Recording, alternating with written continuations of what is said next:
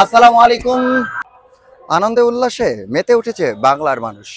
আজ বঙ্গবন্ধু জবাই করা হয়েছে নম্বর বাসার সামনে জিয়াপদ, জবাই করা হয়েছে গরু। আজকে সকল মানুষদের জন্য রয়েছে জিয়াপদ। বাংলার মানুষ আনন্দে উল্লাসে মেতে উঠেছে, আর তাই জবাই করা হয়েছে আস্ত একটি গরু। দেখতে পাচ্ছেন আপনি বঙ্গবন্ধুর ৩২ নম্বর বাড়িটির ধ্বংস অবস্থায় পড়ে আছে। সাধারণ মানুষের আয়োজনে আজকের এই জিয়াপদ নিবে ঠিক কত কিনা আমি স্পেসিফিক 7টা 8টা 9টা 10টা বলতে পারতেছি না।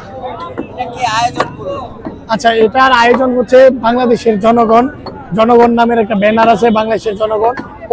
ওরা এর আগেও বিভিন্ন জায়গায় জিয়াফতের আয়োজন করেছে। বিশেষ করে নরেন্দ্র মোদী যখন বাংলাদেশে এসেছিল তখন ফেলানি সহ বর্ডারে যত হত্যাকাণ্ড হয়েছে তাদের প্রতিবাদে, এই খুনের প্রতিবাদে আমরা প্রথম জিয়াফত আয়োজন করেছিলাম। এরপর 5 তারিখের পরে প্রথম আলো ডেইলি স্টারের সামনে জিয়াফত হয়েছে, যাত্রাবাড়িতে জিয়াফতের আয়োজন করা হয়েছে। এরপরে হচ্ছে আপনার কি যেন বলে ইয়েতে জিয়াফত করা হয়েছে। এরই একটা ধারাবাহিক অংশ হিসেবে এখানে আমরা জিয়াফতের আয়োজন করেছি।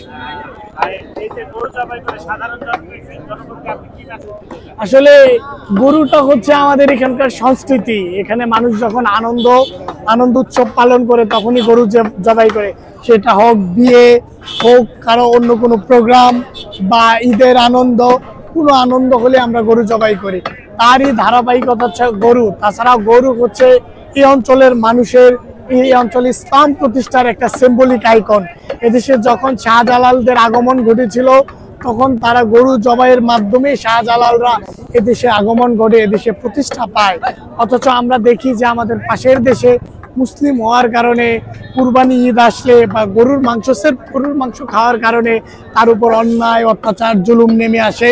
এই যে তার একটা প্রতিবাদ, একটা নীরব প্রতিবাদ হিসেবে আমরা গরু জবাই করেছি।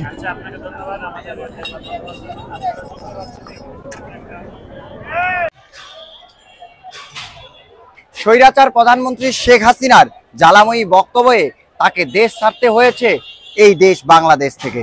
আবার ঠিক 6 মাস পর শেখ হাসিনার সোশ্যাল মিডিয়ায় ভাষণ দেওয়ার মাধ্যমে শেষ হয়ে গেল সর্বশেষ স্মৃতি, বঙ্গবন্ধু শেখ মুজিবুর রহমানের স্মৃতি বিজড়িত এই ধানমন্ডির 32 নম্বর বাসাটি।